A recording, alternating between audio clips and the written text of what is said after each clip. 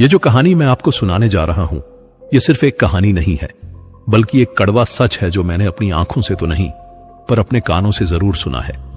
हम सब में एक चाह होती है ना, कि काश हमें पहले से पता चल जाए कि आगे क्या होने वाला है। भविष्य का पर्दा हटाकर बस एक झलक देख ले। पर जरा सोचिए, अगर कोई आपके कान में फुसफुसाकर सिर्फ आपका कल नहीं, बल्कि आपके आज और गुजरे हुए कल के वो सारे राज बता दे जो आप खुद भी भूल गए हों, तो कैसा लगेगा? और ये फुसफुसाहट अगर कभी खत्म ही ना हो तो डर लगेगा, है ना? आप अगर इस चैनल पर नए हैं तो इसे सब्सक्राइब कर लें, ताकि ऐसी कहानियां आपसे छूटे नहीं। और हां, कहानी खत्म होने पर मुझे जरूर बताइएगा कि कैसी लगी और आप इसे किस शहर से देख रहे हैं। अपना नाम भी लिखिएगा ताकि मुझे पता चले कि मेरी कहानियां कहां कहां तक पहुंच रही हैं। मुझे पूरी उम्मीद है यह कहानी आपका दिल जीत लेगी। तो चलिए शुरू करते हैं। कर्ण पिशाचिनी ये एक ऐसी अघोरी विद्या है जिसके बारे में कहा जाता है कि इसे साधकर किसी भी इंसान के मन की बात, उसके बीते हुए कल और आने वाले कल तक को जाना जा सकता है। इसमें कोई दो राय नहीं है कि यह विद्या एकदम सच है। पर अफसोस, आज कई लोग इसे सिद्ध करके खुद को बड़ा साधु, संत या त्रिकालदर्शी यानी तीनों काल का ज्ञाता बताते हैं और भोले भाले लोगों को धोखे में रखते हैं। असल में ऐसे लोग खुद एक पिशाचिनी के वश में होते हैं। वो पिशाचिनी उनके कान में लगातार फुसफुसाती रहती है, पर दिखती कभी नहीं। वो हमेशा एक साये की तरह रहती है।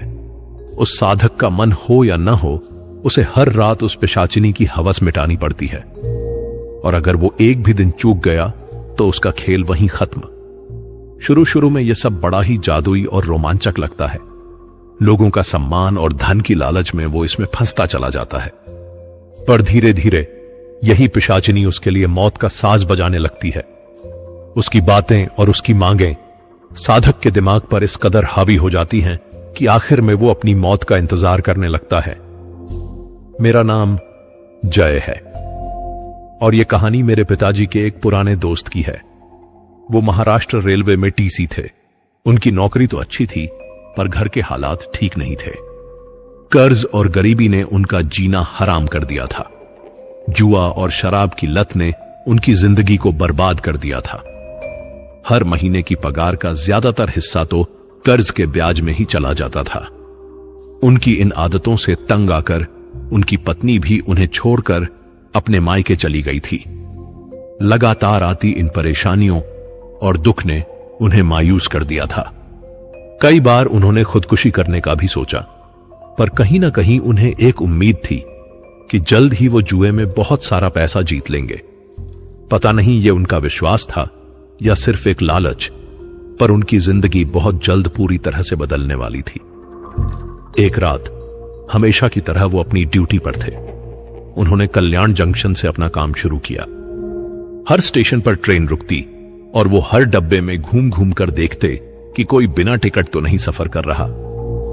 जब ट्रेन सतारा स्टेशन पर रुकी तो वो एसी डब्बे से उतरकर जनरल डब्बे की तरफ गए। उस रात उस डब्बे में रोज से कम लोग थे।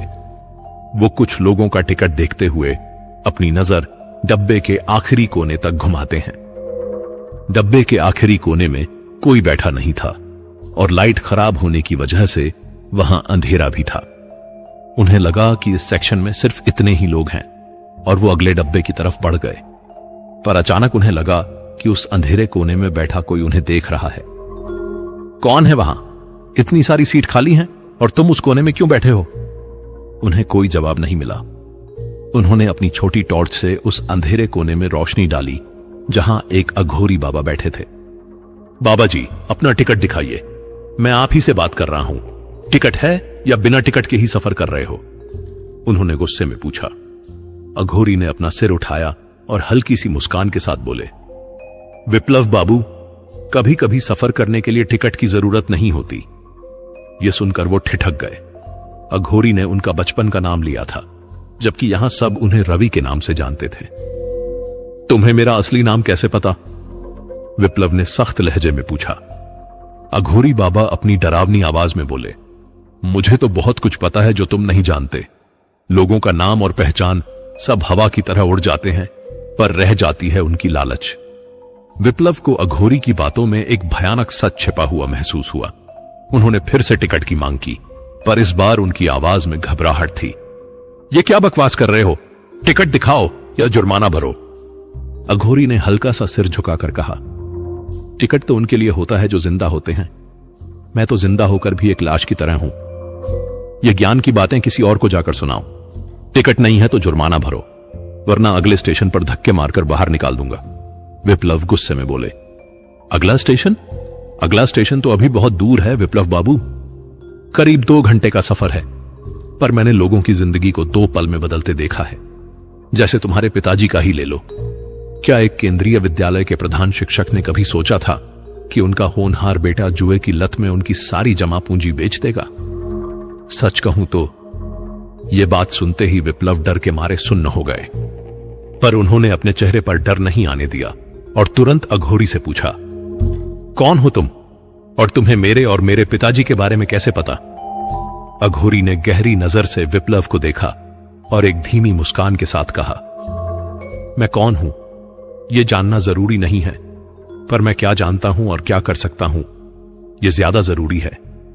बस इतना समझ लो कि तुम्हारी जिंदगी जो अब तक बदकिस्मती की बेड़ियों में जकड़ी हुई थी, उसे खोलने की चाबी मेरे पास है। कौन सी चाबी? यह सब बकवास है। मैं इन बाबा जी में नहीं मानता।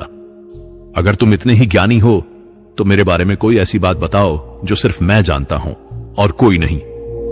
विप्लव ने हंसते हुए व्यंग्य भरे लहजे में कहा, 17 अक्टूबर 2008, जब तुम्हारे पिताजी अस्पताल में ब्रेन हेमरेज के कारण वेंटिलेटर पर अपनी आखिरी सांसें गिन रहे थे, ऑपरेशन के लिए पैसे कम पड़ रहे थे, तो तुम्हारी मां ने अपनी एफडी तोड़वाई थी।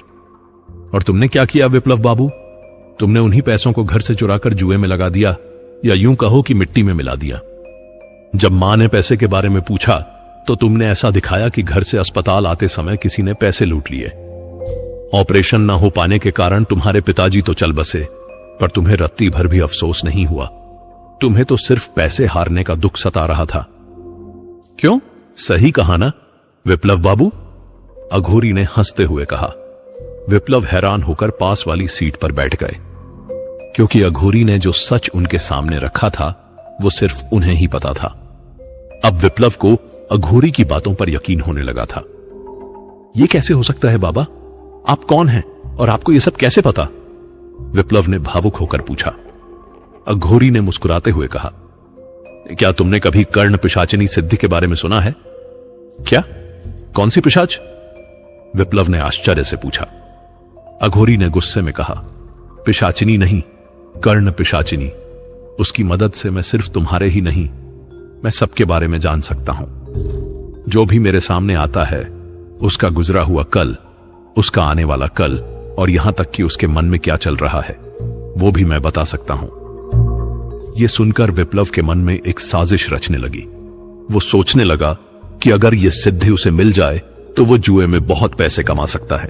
वो बिना हिचकिचाए अघोरी से पूछ बैठे, बाबा जी, क्या यह सिद्धि कोई आम इंसान भी पा सकता है? क्या मैं भी कर सकता हूं? अघोरी ने गंभीर होकर कहा, कर सकते हो, बिल्कुल कर सकते हो, पर यह तुम्हारे कर्मों पर निर्भर करेगा कि उसका अंजाम क्या होगा। सिद्धि पाना आसान नहीं है विप्लव बाबू।